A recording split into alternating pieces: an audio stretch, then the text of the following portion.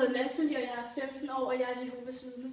Jamen, hej Natalie. Ændrer din religion din livsstil?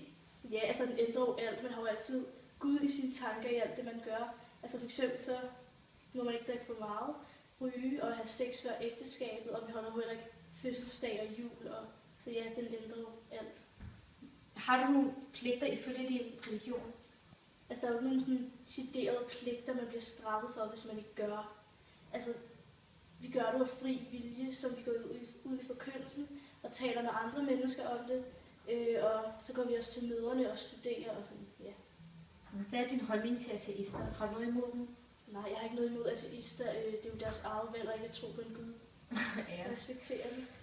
Hvorfor har du valgt at ikke at tro på noget? Ja, altså mine forældre har jo oplært mig, fra da jeg var lille, som I går ved siden af. Så derfor holder jeg også meget af det. Så, ja. Kan du se på en person, om de er en del af din religion, hvis du møder dem tilfældigt? Altså det kommer an på, hvor man møder dem. Hvis man møder dem ude på gaden, for eksempel i forkyndelsen, så kan man jo godt se, det er Jehovas vidner, men ikke sådan, hvis man bare lige møder dem i skolen, så kan man jo bare lige se, at de er Jehovas vidner. Så. Kunne du faktisk snakke med dem? Ja, det tror jeg godt. Synes du, religion forener?